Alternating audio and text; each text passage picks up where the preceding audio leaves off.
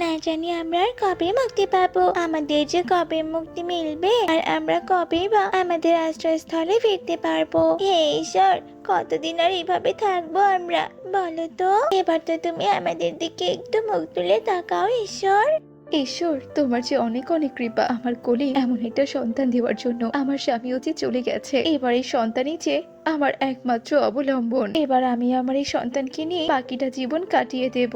হয়েছে হয়েছে, অত ন্যাকামো করতে হবে না। পুত্র সন্তান হলে তবুও বুঝতাম। এই মেয়ে যে অপয়া, জন্মের পরে এই মেয়েটা এর বাপের মাথা খেয়েছে। মা, আমার সন্তান পৃথিবীতে আসতে না আসতেই আপনি এসব কি কথা বলছেন মা? কেন এসব বলছেন? দয়া করে এসব কথা আর বলবেন না। সন্তান পৃথিবীতে আসতে না আসতে না জানি আবার কি হয়েছে তোমার। শোনো বৌমা, তোমার ওই মেয়ে সন্তানকে নিয়ে অত ন্যাকামো করবে না, এই আমি বলে রাখলাম। হায় রে পোড়া কপাল আমার, পৃথিবীর মুখ দেখতে না দেখতেই আমার ছোট্ট মেয়েটা লাঞ্ছনা বঞ্চনা ভোগ করছে। হে ঈশ্বর, মেয়ে হয়ে জন্ম নেওয়াটাই বুঝি পাপ। এসব কথা বলে কামিনী তার মেয়েকে বুকে জড়িয়ে কাঁদতে থাকে। এভাবেই দেখতে দেখতে বেশ কিছুদিন কেটে যায়। আরে আরে, এই তো দেখছি আমাদের মহারানী। তা বলি, এতদিন পর আপনার আমাদের কথা বুঝি মনে পড়লো? এতদিনে বুঝি আপনি দয়া দেখিয়ে কাজে এসেছেন? হ্যাঁ, এভাবে আপনি কেন কথা বলছেন গিন্নিমা? আপনি তো জানেনই কদিন আগেই আমার মেয়ে সন্তান হয়েছে, আর এই জন্যই তো আমি কত অনুরোধ বিনুরোধ করে আপনার কাছ থেকে ছুটি নিয়েছি। ছুটি তো আমি দিয়েছিলাম মাত্র 5 দিনের, কিন্তু তুই তো পুরো 7 দিন কাটিয়ে আসলি। তা বলি, সাথে আবার ছোট বাচ্চাকে নিয়ে এসেছিস যে, তা তুই এই ছোট বাচ্চাকে নিয়ে কি কাজ করবি রে? সে নিয়ে আপনি কোনো চিন্তা করবেন না গিন্নিমা, আমি আমার মেয়েকে রান্নাঘরের এক কোণে শুয়ে রেখে কাজ করব। সে তো আমি বুঝলাম, কিন্তু তুই তো এই বাচ্চাটাকে বাড়িতে রেখে আসতে পারতি। বল, এখানে নিয়ে আসার আবার কি প্রয়োজন ছিল? এখানে যে নিয়ে এসেছিস, তুই তো একটু পর পর তোর বাচ্চাকে নিয়ে মগ্ন থাকবি। বাচ্চাটাকে আমি কি করে বাড়িতে রেখে আসবো? আপনি বলুন গিন্নিমা, আমার শাশুড়ি মা যে আমার এই বাচ্চাটাকে একদম পছন্দ করেন না। বাড়িতে এই মেয়েটাকে রেখে আসলে যে আমার শাশুড়ি মা আমার মেয়েটার দেখভালই করতো না। তবে আপনি এ নিয়ে কোনো চিন্তা করবেন না গিন্নিমা, আমি আমার কাজে একটুও ফাঁকি দেব না। এসব কথা শুনে অভয়া চুপ হয়ে যায়, আর কামিনী তার মেয়েকে নিয়ে রান্নাঘরে যায়। আর কামিনী রান্নাঘরের এক কোণে তার ছোট্ট বাচ্চা মেয়েটাকে শুইয়ে রেখে সে কাজ করতে থাকে। আর এইভাবে কাটতে থাকে কামিনীর দিন। মা, মা কোথায় আপনি? কোথায় আপনি মা? তাড়াতাড়ি এদিকে আসুন, এই দেখুন দেখুন কি ঘটেছে। মা, কোথায় আপনি? কি হয়েছে কি বৌমা, কি হয়েছে? কি কারণে তুমি এমন চিৎকার চেঁচামেচি করছো? বলো তো দেখি আমাকে। চিৎকার চেঁচামেচি করে তো বাড়িটা একেবারে মাথায় তুলেছো। আপনি কি কোনো কিছু বুঝতে পারছেন না মা? দেখুন আমার মেয়েটা যে একা একাই বসতে শুরু করেছে। আমার তো ভীষণ খুশি লাগছে মা। এবার তো আমার মেয়ের মুখে ভাত দিতে হবে মা, বলুন। সত্যি বৌমা, তোমার এমন আদিক্ষেতা দেখে আমি আর বাঁচি না। কি না কি তোমার মেয়ে বসতে শুরু করেছে, আর এ নিয়ে চিৎকার চেঁচামেচি করে তুমি বাড়িটা একেবারে মাথায় করে রেখেছো। আর তাছাড়া তুমি কার মুখে ভাতের কথা বলছো শুনি? তোমার মেয়ের আবার মুখে ভাত দিতে হবে কেন? কি একটা কন্যা সন্তানের জন্ম দিয়েছো, তার আবার কিনা মুখে ভাত? আমি অত টাকা কোথায় পাবো? হ্যাঁ মা, এ আপনি কি বলছেন? মেয়ে হয়ে জন্ম নিয়েছে বলে ওর কি কোনো আচার অনুষ্ঠান পালন হবে না নাকি মা? দরকার হলে আমি গিন্নিমায়ের কাছ থেকে টাকা ধার নেব, তবুও যে আমি আমার মেয়ের মুখে ভাতের অনুষ্ঠান করব মা। সত্যি বৌমা, তুমি তোমার মেয়েকে নিয়ে বেশ আদিক্ষেতা করছো। দয়া করে তুমি তোমার মেয়ের মুখে ভাতের অনুষ্ঠান করে আর টাকা পয়সা নষ্ট করো না। কন্যা সন্তানের জন্ম দিয়েছি বলে আমার শাশুড়ি মা আমাকে প্রতিনিয়তই খোঁটার গঞ্জনা শোনাচ্ছে, কিন্তু আমি আমার সন্তানকে অন্য 8-10টা কন্যা সন্তানের মতো করে বড় করে তুলবো। হ্যাঁ, এসব ভাবনা চিন্তা করে কামিনী তার মেয়েকে নিয়ে কাজে চলে যায়। আর সারাদিন কাজ করে কামিনী অভয়ের কাছে যায়। কি ব্যাপার কি কামিনী, মেয়েকে নিয়ে আমার কাছে? বলছি, তোর কি আবার কাজ শেষ হয়ে গেছে নাকি? হ্যাঁ হ্যাঁ গিন্নিমা, আমি সব কাজ শেষ করেছি। তবে গিন্নিমা, আপনাকে আসলে একটা কথা বলার ছিল। গিন্নিমা, আসলে আমার মেয়েটার বয়স তো 6 মাস হয়ে গেছে, আমার মেয়েটা বসতেও শুরু করেছে। বলছি কি গিন্নিমা, কিছু টাকা ধার দিবেন গো, তবে যে আমি আমার মেয়েটার মুখে ভাত দিতাম। দেখেছো কাণ্ড, ফকিরের মেয়ের জন্য আবার কি বড় লোকই ভাব। বলছি, তুই তো মাইনেই পাস মাত্র 2000 টাকা, তোকে আবার আমি কি ধার দেবো রে? আর তাছাড়া তোকে ধার দিলেই বা তুই শোধ করবি কি করে? শোন কামিনী, আমি তোর এসব ন্যাকামো একদম দেখতে পারবো না। তোর মেয়ের আবার মুখে ভাত দিতে কেন হবে শুনি? এসব দয়া করে বলবেন না গিন্নিমা, আমি যে মা, আমারও যে ইচ্ছে হয় নিজের সন্তানের জন্য এসব আচার অনুষ্ঠান নিয়ম কানুন পালন করতে। আপনি আমাকে টাকা ধার দেবেন না তো? ঠিক আছে গিন্নিমা, তবে আপনি আমাকে আমার মাইনের টাকাটা অগ্রিম দিয়ে দিন। কি, তুই কিনা তবুও হার মানবি না? তবে ঠিক আছে, আমি তোকে দিচ্ছি টাকা, তারপর আমি দেখবো তুই কি নিয়ে এত ঘ্যান ঘ্যান করিস। এরপর অভয়া কামিনীকে টাকা দেয় আর কামিনীও টাকা নিয়ে রওনা দেয়। কতদিন থেকে ঘুরছি, অথচ আমরা কিছুতেই আমাদের লক্ষ্যে পৌঁছতে পারছি না। আমরা কি তবে কোনোদিন কোনো অসহায় মাকে খুঁজে পাবো না? আর আমরা আমাদের নিজেদের অভিশাপও কাটাতে পারবো না? না না বোন, এমন অসহায়ের মধ্যে এখানে বসে থাকলে চলবে না। আমাদেরকে যে অসহায় মাকে খুঁজে বের করতেই হবে। চল বোন চল, পুনরায় আমরা খুঁজতে বের হই। এরপর 3 বানর মিলে পুনরায় খুঁজতে বের হয় আর খুঁজতে খুঁজতে 3 বানর কামিনীর কাছে যায় আর দেখে কামিনী তার মেয়ের মুখে ভাতের আয়োজন করছে। হে ঈশ্বর, অনেক চেষ্টার পর আজ আমি আমার মেয়ের মুখে ভাতের আয়োজন করতে পেরেছি। আমি তো কতজনকে ডাকলাম, কিন্তু কেউই আমার মেয়ের মুখে ভাতের অনুষ্ঠানে এলোই না। তবে আমার খুব ভালো লাগছে যে 3টে বানর বিনা নিমন্ত্রণে এখানে চলে এসেছে। তবে আমি এদেরকে নিয়েই আমার মেয়ের মুখে ভাতের অনুষ্ঠান করব। এরপর কামিনী 3 বানরকে খাবার খেতে দেয় আর সেই খাবারগুলো খেয়ে 3 বানর মুহূর্তের মধ্যে 3টে পরীতে পরিণত হয়। তোমায় অনেক ধন্যবাদ গো, আমাদেরকে আমাদের আসল রূপে ফিরতে সাহায্য করার জন্য। কারণ আজকে যে তোমার মেয়ের মুখে ভাত হওয়ার সাথে সাথে 3 পরীকন্যার মুখে ভাত হলো। 3 পরীর মুখে ভাত হওয়ার মাধ্যমে আমরা আমাদের নিজের রূপ ফিরে পেলাম গো। কারণ আমরা 3 পরীকন্যা যে অভিশপ্ত ছিলাম, আমরা যখন খুব ছোট ছিলাম তখন আমাদেরও মুখে ভাতের আয়োজন করা হয়েছিল। সেই দিনই দেবী মাতা আমাদের উপর ক্ষুব্ধ হয়ে আমাদেরকে অভিশাপ দিয়ে বানর বানিয়ে দিয়েছিল। আর আমরা বানর অবস্থাতে এত বড় হয়ে, জানো তো। অবশেষে দেবী মাতা আমাদেরকে এসে বলে, কোনো ছোট বাচ্চা মেয়ের মুখে ভাত হওয়ার অনুষ্ঠানের সাথে সাথে যদি আমাদেরও মুখে ভাত হয় তবে আমরা আমাদের রূপ ফিরে পাবো। আর তুমি আমাদের এই সুযোগটা করে দিয়েছো, তার জন্য তোমাকে অনেক অনেক ধন্যবাদ গো। আমরা তোমার উপর খুব খুশি, আমরা তোমাকে পুরস্কৃত করতে চাই। এই হলো তোমার পুরস্কার। এবার তবে আমরা আমাদের জন্মস্থান পরিরাজ্যে ফিরে যাই গো। ভালো থেকো।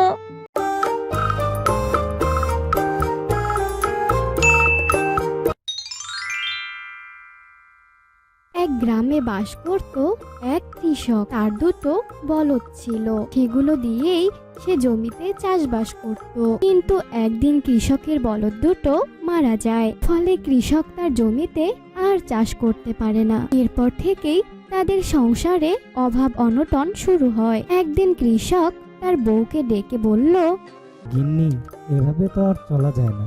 ছেলে মেয়েগুলো না খেয়ে ধালের বলদ 2টো মারা গেল। এদিকে এলাকায় তেমন কোনো কাজও পাচ্ছি না, যেটা করে 2টো পয়সা আয় করতে পারবো। কি যে করি বলো তো। আমি বলি কি, এবার গ্রামের মায়া ত্যাগ করে শহরের দিকে যাও। শুনেছি সেখানে অনেক কলকারখানা, সেখানে নিশ্চয়ই তুমি কোনো একটা কাজ পাবে। ঠিক বলেছ গিন্নি, আমিও তাই ভাবলাম। তাহলে কাল সকালে শহরের দিকে রওনা দিব। আমি আগে যাই, আর তুমি এই কয়েকদিন ছেলেগুলোকে নিয়ে গ্রামেই থাকো। কাজ পেলে আমি এসে তোমাদেরকে নিয়ে যাব। পরের দিন সকালে কৃষক শহরের দিকে যাত্রা শুরু করলো। শহর ছিল অনেক দূর, আর তার মধ্যে রাস্তা ছিল বনের ভেতর দিয়ে। এরপর সে হাঁটতে শুরু করলো। হাঁটতে হাঁটতে সে এক গাছের নিচে সাধু বাবাকে বসে থাকতে দেখলো। সাধু বাবাটি তাকে দেখে বলল, বাবা, 2 দিন ধরে কিছু খাইনি, আর এই বনে এমন কোনো ফলমূলও নেই যে তা খাবো। তুমি কি আমাকে 2টো খেতে দিবে? নিশ্চয়ই নিশ্চয়ই, আমার কাছে কিছু খাবার আছে, আপনি তাই খান। এই বলে কৃষক তার সঙ্গে নিয়ে আসা খাবারগুলো সাধু বাবাকে দিল। সাধু সেগুলো তৃপ্তি সহকারে খেয়ে বলল, তুমি আমাকে আজকে নিজের খাবার খেতে দিলে। তোমার মতো এমন মানুষ আর হয় না। আমি তোমার উপর অনেক সন্তুষ্ট হয়েছি বাবা। আমি তোমাকে একটা বর দিচ্ছি, তোমার পরিবারে কোনোদিন খাবারের অভাব থাকবে না। কিন্তু কিভাবে পাবো সেই খাবার, তা যদি একটু বলে দিতেন। শোনো বাছা, তোমার বাড়ির দক্ষিণ পাশে একটা কুয়ো কাটবে। এখানে প্রতি রাতে বালতি ফেললেই তেল উঠে আসবে। কিন্তু সাবধান, সেখানে দিনে নয়, কেবলমাত্র রাতেই ফেললেই তেল পাবে, আর প্রতি রাতেই মাত্র একবার সেখান থেকে তেল তুলতে পারবে। সাধু বাবার কথা শুনে কৃষক বাড়ি চলে আসলো, আর বাড়ি চলে এসে তার স্ত্রীকে সব কথা খুলে বলল। এর কিছুক্ষণ পর কৃষক ও তার স্ত্রী বাড়ির দক্ষিণ পাশে কুয়ো কাটতে শুরু করলো। কুয়ো কাটা শেষ হলে কৃষক সেখানে বালতি ফেললো। বালতি ফেলতেই কৃষক তো অবাক, সেখানে তেল একদম চকচক করছে। দেখলে গিন্নি, বললাম না সাধু বাবার কথা মিথ্যে হতে পারে না। এখন দেখলে তো। হ্যাঁ গো হ্যাঁ, এখন থেকে আমাদের আর কোনো দুঃখ কষ্ট থাকবে না। তুমি কাল সকালে এই তেল বাজারে নিয়ে বিক্রি করো। পরের দিন কৃষক এই তেল বাজারে নিয়ে গিয়ে বিক্রি করলো। এরপর থেকে প্রতি রাতে তারা কুয়ো থেকে তেল তুলতো, আর সকালে সেই তেল বাজারে বিক্রি করত। এভাবে কিছুদিন যাওয়ার পর কৃষকের অবস্থার আস্তে আস্তে উন্নতি হলো। বাড়িতে পাকা ঘর তুললো, গিন্নিকে সোনার গহনা বানিয়ে দিল। কিন্তু কৃষকের সেই সুখ আর বেশি দিন স্থায়ী হলো না। একদিন রাতে কৃষক বাড়ি ছিল না। কৃষকের স্ত্রী গেল কুয়ো থেকে তেল তুলতে। সে ভাবলো প্রতিদিন তো এক বালতি করে তেল তুলি, আজ না হয় 2 বালতি তুলবো। সেই তেল বাজারে বিক্রি করলে দ্বিগুণ টাকা পাবো। এই বলে কৃষকের লোভী বউ দ্বিতীয়বার কুয়োতে বালতি ফেললো। কিন্তু হায় হায় রে, বালতি খালি উঠলো। কুয়োতে আর তেল নেই। কুয়োতে তেল শেষ হয়ে গিয়েছে। আর তা দেখে কৃষকের বউ কান্না করতে শুরু করলো। গো, কে কোথায় আছো গো? আমার যে সর্বনাশ হয়ে গেল গো, লোভে পড়ে আজ সর্বশান্ত হয়ে গেলাম। কৃষক বাড়ি ফেরার পর বউ তাকে সব কথা খুলে বলল। কৃষক বলল, চিন্তা করো না গিন্নি, যা হবার তা তো হয়ে গেছে। আমি আবার সেই সাধু বাবার কাছে যাব, তিনি কোনো না কোনো একটা উপায় বলে দেবেন। তবে তাই যাও, আর দেরি করো না, এক্ষুনি সেই বনে যাও। এরপর কৃষক সেই সাধু বাবার সন্ধানে বের হলো। খুঁজতে খুঁজতে সেই বনে গিয়ে আবার সাধু বাবাকে দেখতে পেল। তিনি কৃষকের সব কথা শুনলেন আর বললেন, বাবা, আমার তো এখানে কিছু করার নেই। আমি তো তোমাকে মাত্র একবার তেল তুলতে বলেছিলাম, কিন্তু তোমরা আমার কথার বরখেলাপ করেছো। বাবা, আমার স্ত্রী ভুলে এই কাজ করে ফেলেছে। আমরা এখন সর্বশান্ত। আপনি একটা পথ বলে দিন। পথ একটা আছে, তোমাদের পাতালপুরীতে যেতে হবে। সেখানে গিয়ে দেখবে এক বুড়ি ঘানি থেকে তেল বের করছে। তোমরা তার কাছে যাও। কিন্তু পাতালপুরীতে যাব কিভাবে? দয়া করে সেখানে যাওয়ার পথটা বলুন। কুয়োর নিচে একটা দরজা আছে, আর সেখান থেকেই পাতালপুরীর কাছে যেতে হবে। তারপর কৃষক সাধুর কাছ থেকে বিদায় নিয়ে বাড়ি ফিরলো এবং সব কথা তার স্ত্রীকে খুলে বলল। বুঝলে গিন্নি, এবার পাতালপুরীতে যেতে হবে। সেখানে গিয়ে বুড়িকে ধরা ছাড়া আর কোনো পথ নেই। তাহলে সেখানেই যাও, না হলে আর গতি থাকবে না। ছেলে মেয়েগুলো যে না খেয়ে থাকবে। এরপর কৃষক দড়ি বেয়ে কুয়োতে নামলো, আর কৃষকের বউ দড়ি ধরে কুয়োর পাশে দাঁড়িয়ে রইল। কৃষক সেখানে নেমে দেখলো কুয়োর নিচে একটি ছোট্ট দরজা। সে সেই দরজা খুলে ভেতরে ঢুকলো। সেখানে গিয়ে কৃষক তো অবাক। কত সুন্দর দেশ, বড় বড় পাহাড়, পাহাড় থেকে ঝর্ণা বইছে। সেখানে হাঁটতে হাঁটতে কৃষক একটা কুঁড়ে ঘরের সামনে গিয়ে দাঁড়ালো। সেখানে গিয়ে দেখলো এক বুড়ি কাঁথা সেলাই করছে। কৃষক তাকে বলল, বুড়িমা, আমি পাতালপুরে বুড়ির কাছে যাব, কিন্তু তার বাড়িতে যাওয়ার রাস্তাটা কোন দিকে বলতে পারবেন? আমি পাতাল বুড়ি। বাচ্চা, তুমি কে? আমার কাছে কেন এসেছো? কৃষক তখন বুড়িকে সব কথা খুলে বলল। বুড়ি তা শুনে বলল, এখান থেকে তেল আর পাবে না বাচ্চা, তেলের নদী তো শুকিয়ে গেছে। আগে কুয়োর তেল বিক্রি করে আমার সংসার চলতো বুড়িমা। এখন যদি তেল না পাই, তাহলে আমার ছেলেমেয়েরা না খেয়ে যে মরবে। আপনি একটা উপায় বলে দিন মা। উপায় একটা আছে।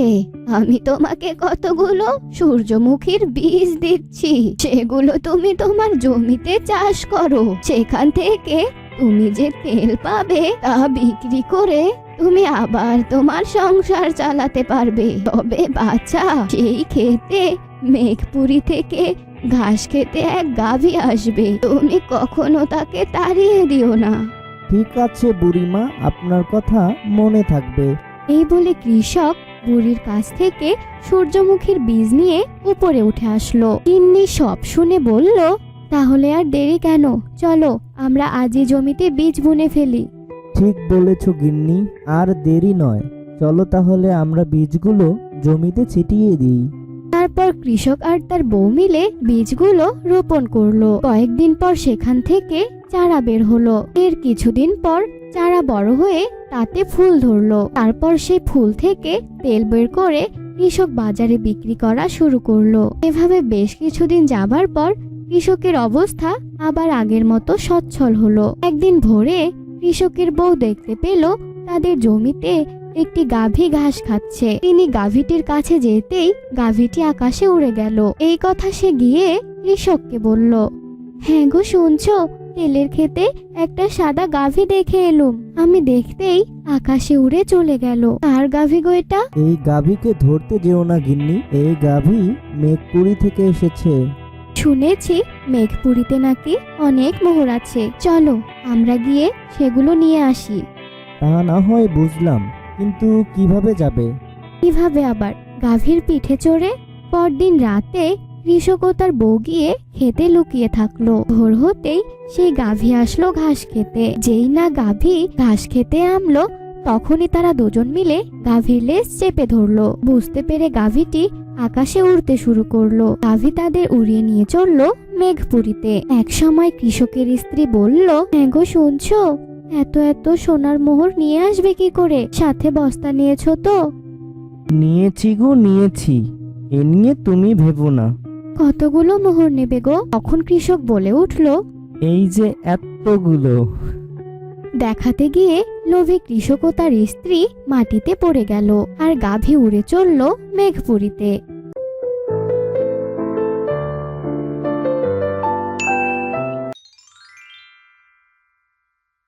বিনোদপুর শহরে বাস করত নিপা নামের এক মেয়ে। নিপা তার মা সারদার সাথে থাকতো। সারদা সারাদিন লোকের বাড়িতে বাড়িতে কাজ করে বেড়াতো, আর সারাদিন কাজ করে যা টাকা পেত তা দিয়ে দু মা মেয়ের সংসার চলতো। একদিন সারদা এক বাড়িতে কাজ করতে গিয়েছিল। কি ব্যাপার সারদা, আজকে তুমি কাজ করতে আসতে এত দেরি করলে যে? তুই জানিস না আমার তাড়াতাড়ি অফিসে যেতে রেডি হতে হয়? যা তাড়াতাড়ি গিয়ে কাজ কর। আর শোন, আজকের মতো যদি তুই অন্যদিন দেরি করে আসিস তাহলে কিন্তু আমি তোকে আর কাজেই রাখবো না, এই আমি বলে দিলাম। আসলে মালকিন, আমার মেয়েটার অনেক জ্বর এসেছে, আমাকেও ছাড়ছিলই না মালকিন, তাই ওকে বুঝিয়ে সুঝিয়ে রেখে আসতেই একটু দেরি হয়ে গেছে। আর আজকের পর থেকে আমার কাজে আসতে আর কোনোদিন দেরি হবে না মালকিন। আজকের জন্য আপনি আমাকে ক্ষমা করে দিন মালকিন। আরে হয়েছে হয়েছে, যা গিয়ে কাজ কর, এমনিতেই দেরি করে এসেছিস, আবার আমার মুখের উপরে কথা বলছিস। যা বলছি এখান থেকে।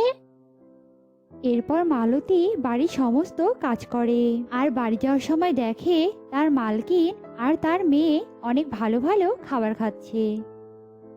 মালকিন, আজ আমাকে আপনাদের একটু ভালো খাবার দিবেন?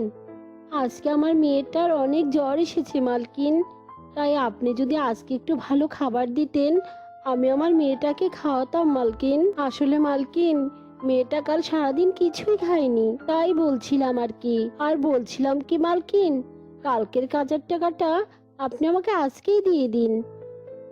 মালতীর এমন কথা শুনে তার মালকিন অনেক রেগে যায়। এই গরিব ছোট লোক কোথাকার, তুই আমাদের বানানো খাবার তোর মেয়ের জন্য নিয়ে যেতে চাইছিস? তোর এত বড় সাহস! তুই যা এখান থেকে, তোকে কোনো খাবার দেওয়া হবে না। আবার তুই আজকের কাজের জন্য টাকা চাইছিস? তুই তো আজকে এমনিতে কাজ করতে দেরি করে এসেছিস, তাই আমি তোকে আজ একটা টাকাও দেব না। ঠিক আছে মালকিন, আমি আপনার কাছে খাবার চাবো না, কিন্তু আজকের কাজের টাকাটা আপনি দিয়ে দিন মালকিন। আমি যে সেই টাকা নিয়ে গিয়ে আমার মেয়ের জন্য ওষুধ কিনে নিয়ে যাব। মালকিন, গরিবের উপর একটু দয়া করুন মালকিন। এভাবে মালতী টাকার জন্য তার মালকিনের হাতে পায়ে ধরে, কিন্তু তবুও তার মালকিন তাকে কোনো টাকা না দিয়ে ঘাড় ধাক্কা দিয়ে বাড়ি থেকে বের করে দেয়। আর মালতী কাঁদতে কাঁদতে বাড়ি চলে যায়। আর জ্বরে পড়ে থাকা নিপা সারাদিন না খেয়েই থাকে। আর এভাবে মা মেয়ের দিন কাটতে থাকে। মা মা জানো, কাল আমি একটু অনিতা দিদির সাথে খেলতে গিয়েছিলাম। যে না একটু বলেছি, দিদি আমিও তোমার সাথে একটু খেলবো, আর অমনি দিদি আমাকে ঘাড় ধাক্কা দিয়ে মাটিতে ফেলে দিয়েছে মা। আর বলেছে আমরা নাকি অনেক গরিব ছোট লোক, এইসব বলেছে মা। আর মা, আমি যখন মাটিতে পড়ে গিয়েছিলাম তখন আমি অনেক ব্যথা পেয়েছিলাম মা। আহারে সোনা, ওরা তোকে ধাক্কা মেরেছে, তুই আর ওদের সাথে খেলতে যাস নে মা। আর এখন থেকে তুই একা একাই খেলবি, আর আমি বাড়িতে আসলে না হয় আমি তোর সঙ্গে খেলবো। সত্যি বলছো মা, তুমি আমার সাথে খেলবে?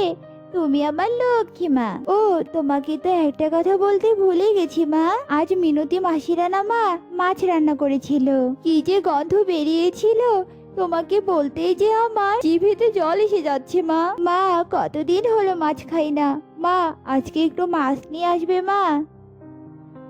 ঠিক আছে রে মা, আমি আজকে কাজ করে যা টাকা পাবো তাই দিয়ে তোর জন্য একটা বড় মাছ নিয়ে আসবো। তুই এখন বাড়িতেই থাক মা, আমি এখন কাজ করতে গেলাম। এই বলে মালতী কাজ করতে চলে যায়, আর কাজ করে যে টাকা পায় তা দিয়ে একটা বড় মাছ কিনে নিয়ে আসে। আর মাছ দেখে তো নিপা অনেক খুশি হয়।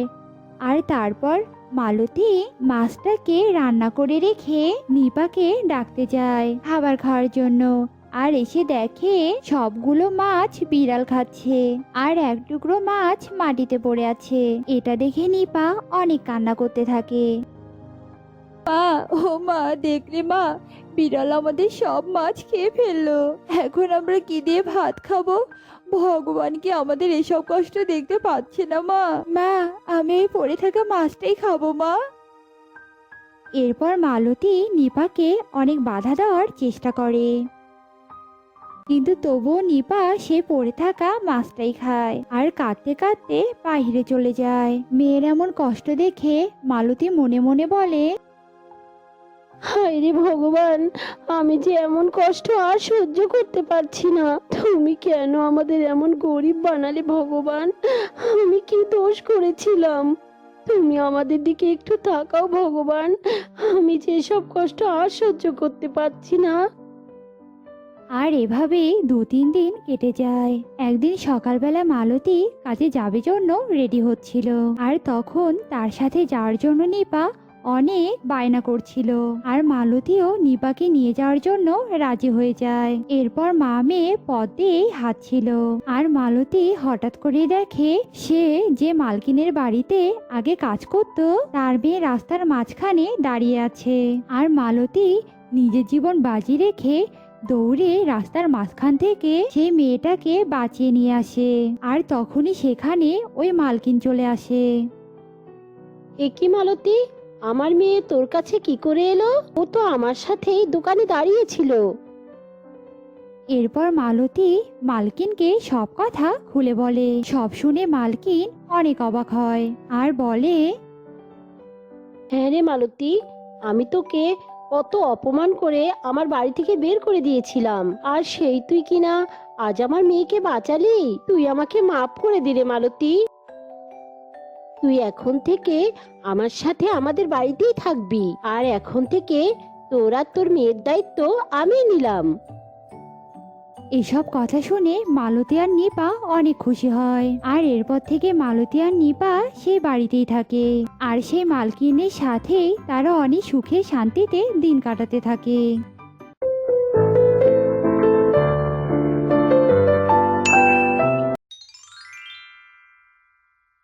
সেনাপতি, অরুণাচল রাজ্যের রাজার আমন্ত্রণে আমাকে সেখানে যেতে হবে, তাই আমি যতদিন না ফিরছি আমার এই রাজ্যের দায়িত্ব আর আমার 3 কন্যার দায়িত্ব আমি তোমাকে দিয়ে যাচ্ছি।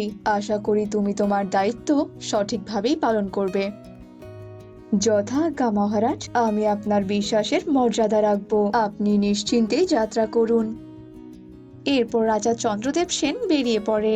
রাজা চন্দ্রদেব বিজয়গড়ের রাজা ছিলেন। রাজার প্রাসাদ আলো করেছিলেন তার 3 কন্যা, মেঘমালা, আলোকমালা আর উর্মিমালা। এমন একটা সুযোগই তো আমি খুঁজছিলাম। রাজা মশাই কবে ফিরবেন সে কথা তো তিনি বলেননি, আর এই সুযোগে আমি আমার পথের কাঁটাকে সরিয়ে দেব, আর আমি হব এই রাজপ্রাসাদের রাজা। রাজপ্রাসাদের বিধান অনুযায়ী রাজার যদি কোনো উত্তরসূরি না থাকে, তাহলে তো তার পরিবর্তে সেনাপতি রাজ্যের রাজা হয়, আর আমি এই সুযোগটাকেই কাজে লাগাবো। এরপর সেনাপতি রাজার 3 কন্যাকে সরানোর পরিকল্পনা করতে থাকে। সেনাপতি একজন কালো জাদুকর ছিল, আর সেনাপতি স্বয়ং রাক্ষস মাতার কাছ থেকে কালো জাদু শিখেছিল। এই তো রাত গভীর হয়েছে, আর রাজপ্রাসাদও একদম ফাঁকা, আর এই সুযোগে আমার কাজটা আমাকে সেরে নিতে হবে। এ কথা বলে সেনাপতি 3 কন্যার ঘরে যায়, কিন্তু ততক্ষণেও 3 কন্যা ঘুমায়নি। কি ব্যাপার সেনাপতি মশাই, আপনি এত রাতে আমাদের কক্ষে? আর তাছাড়া আপনি আমাদের অনুমতি ব্যতীত এই কক্ষে কেন প্রবেশ করেছেন? ক্ষমা করবেন রাজকুমারী, আমি ভেবেছিলাম এত রাতে আপনারা 3 জনই ঘুমিয়ে পড়েছেন, কিন্তু আপনারা যে জেগে আছেন সে কথা আমি জানতাম না। আসলে বাবা তো প্রাসাদে নেই, তাই বাবাকে নিয়ে 3 বোন কথা বলছিলাম। সে যাই হোক, এবার আপনি এখান থেকে চলে যান, আর এরপর থেকে আমাদের অনুমতি ব্যতীত এই কক্ষে কখনো প্রবেশ করবেন না। এরপর তো আপনারা প্রাসাদে থাকবেনই না, তাহলে আবার অনুমতি কিসের? আপনাদের এত অহংকার আমি আজ চূর্ণ বিচূর্ণ করে দেব। এ কথা বলে সেনাপতি 3 কন্যার ওপর কালো জাদু প্রয়োগ করে, আর 3 কন্যা মুহূর্তে 3টি কলা গাছে পরিণত হয়। আর সেনাপতি কলা গাছ 3টিকে কাঁধে নিয়ে প্রাসাদের বাইরে চলে যায়। আর হাঁটতে হাঁটতে সেনাপতি বলে, আমি চাইলেই 3 কন্যাকে হত্যা করতে পারতাম, কিন্তু এটা করলে যে রাজামশাই আবার আমাকে সন্দেহ করত, তাই তো এই 3 কন্যাকে আমি কলা গাছ বানিয়ে দিলাম। তবে কলা গাছ 3টিকে আমি এমন জায়গায় রোপণ করব যে রাজামশাই কখনো খুঁজে পাবে না। এভাবেই 3 কলা গাছ নিয়ে সেনাপতি রাতের অন্ধকারে পথ চলছিল, আর হঠাৎই সেনাপতি একটা পুরনো কুঠির দেখতে পায়। এটাই সঠিক জায়গা, যা কখনো রাজামশাইয়ের কল্পনাতেই আসবে না, আর সন্দেহ করার মতো কোনো উপায়ও থাকবে না। এসব কথা বলে সেনাপতি সেই কুঠিরের উঠোনে যায়, আর সেই উঠোনে কলা গাছ 3টি রোপণ করে দেয়, আর প্রাসাদে ফিরে যায়। ওই কুঠিরটি ছিল স্বপ্না নামের একটি মেয়ের কুঠির। আর পরের দিন সকালে স্বপ্না তার উঠোনে 3টি কলা গাছ দেখে তো ভীষণ অবাক হয়ে যায়। এ কি কাণ্ড, গরিবের উঠোনে 3টি কলা গাছ! কিন্তু আমি তো এই কলা গাছগুলো উঠোনে লাগাইনি, তবে এই কলা গাছগুলো কি লাগালো? আচ্ছা, তবে কি ঈশ্বর আমার দিকে মুখ তুলে তাকিয়েছেন? ঈশ্বরের আশীর্বাদে এই কলা গাছগুলো হয়েছে, তবে তো এবার আমার কপালে খুলে যাবে। সে যাই হোক, এবার থেকে আমাকে কলা গাছের সঠিক পরিচর্যা করতে হবে, নয়তো কলা গাছ আমার ভাগ্যের চাকা কি করে ঘোরাবে। এরপর স্বপ্না জল এনে কলা গাছের গোড়ায় দেয়। এভাবে স্বপ্না 3 কলা গাছের যত্ন নিতে থাকে। এরপর বেশ কিছুদিন কেটে যায়। এদিকে রাজামশাইও তার রাজ্যে ফিরে আসে, আর সাথে করে অরুণাচল রাজ্যের রাজমাতা ও সুখ পাখিকে অতিথি হিসেবে নিয়ে আসে। রাজামশাই, আপনি ফিরেছেন? আমাকে ক্ষমা করবেন রাজামশাই, আমি যে আপনার 3 কন্যাকে রক্ষা করতে পারিনি। আপনার 3 কন্যা যে আমার চোখ ফাঁকি দিয়ে পালিয়ে গেছে। এসব তুমি কি বলছো সেনাপতি? কোথায় চলে গেছে আমার 3 কন্যা? হায় হায় হায় হায় ঈশ্বর, এ এ আমার কি সর্বনাশ হয়ে গেল ঈশ্বর। কাঁদিস না বাছা, তোর 3 কন্যাকে খুঁজে বের করার দায়িত্ব আমি নিলাম। আমার সুখ পাখির চোখ এতটাই তীক্ষ্ণ যে ও আকাশ পাতাল ভেদ করে হলেও খুঁজে বের করতে পারবে। আর সুখ পাখি যদি একবার তোমার 3 কন্যার খবর পায়, তবে সেটা অবশ্যই আমায় বলবে। তাই নাকি রাজমাতা? তবে আর দেরি করছেন কেন? আপনার সুখ পাখিকে বলুন আমাদের 3 রাজকুমারীকে ফিরিয়ে আনতে। তবে রাজমাতা, আমরা এই পাখির ভাষা কি করে বুঝবো? আপনার পাখি কি কথা বলতে পারে? না বাছা, তবে সুখ পাখির কিচিরমিচির শব্দ আমি বুঝতে পারি। সে যাই হোক, তুই আর কোনো দেরি করিস না সুখ পাখি, যা 3 রাজকুমারীর সন্ধান নিয়ে আয়। এরপর সুখ পাখি উড়াল দেয়। না না, এটা কিছুতেই হতে পারে না। আমি কত কষ্ট করে সবটা সাজালাম, আর এই রাজমাতা এসে কিনা সবটা উল্টোপাল্টা করে দিচ্ছে। তবে এবার আমি ওই রাজমাতাকে শেষ করে দিব। তবে যদি সুখ পাখি 3 কন্যার সন্ধান পেয়েও যায়, তাহলে সুখ পাখির ভাষা আর কেউই বুঝবে না। এরপর সেনাপতি রাজমাতাকে হত্যার পরিকল্পনা করে, আর রাতের অন্ধকারে সেনাপতি রাজমাতাকে হত্যা করে আর শ্মশানে নিয়ে গিয়ে সৎকার করায়। এরপর সেনাপতি রাজমাতার অস্থি নেয়। যাক বাবা, এবার আমার শত্রু শেষ। এবার এই অস্থি আমি এমন জায়গায় রাখবো, এই অস্থির সন্ধান আর কেউ খুঁজে পাবে না। এ কথা বলে সেনাপতি সেই অস্থি নিয়ে রাক্ষস মাথার কাছে যায়। এ কি রে ছোকরা, এতদিন পর তুই আমার কাছে এলি কেন? আর আর এসব কি নিয়ে এসেছিস? এটা একটা শয়তান মহিলার অস্থি। এটা আপনি আপনার কাছে সাবধানে রাখবেন। এই অস্থি যেন আর কারো কাছে না যায়। এভাবে সেনাপতি রাক্ষস মাতার সাথে কথা বলছিল, আর এদিকে সুখ পাখি রাজার কাছে ফিরে আসে। সুখ পাখি, তবে কি তুই আমার 3 কন্যার খবর পেয়েছিস? বল আমাকে। কিন্তু তুই তো এসে গেছিস, এদিকে যে আমি রাজমাতার খোঁজ কোথাও পাচ্ছি না। আর তাছাড়া রাজমাতা তো এই প্রাসাদেও নেই। তবে আমি তোর ভাষা বুঝবো কি করে? রাজার কথা শেষ হতে না হতেই সুখ পাখি উড়াল দেয়, আর রাজাও সুখ পাখির পেছন পেছন যেতে থাকে। সুখ পাখি রাজাকে 3 কলা গাছের কাছে নিয়ে যায়। তবে স্বপ্না সুখ পাখিকে দেখে চিনতে পারে। আরে সুখ পাখি, তুই এখানে?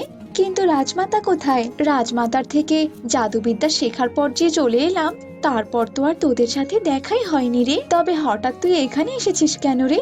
এ কি, সাথে আবার তো দেখছি রাজামশাইও আছেন। এরপর সুখ পাখি কিচিরমিচির করতে থাকে, আর স্বপ্না সুখ পাখির ভাষা বুঝতে পারে। কি, ওই সেনাপতি এত খারাপ? সেনাপতি কিনা 3 কন্যাকে 3 কলা গাছে বন্দি করে রেখেছে আর রাজমাতাকে হত্যা করেছে। তবে আর দেরি কেন? তুই আমাকে নিয়ে চলো সেনাপতির কাছে। আজ তো আমি ওকে উচিত শিক্ষা দেব।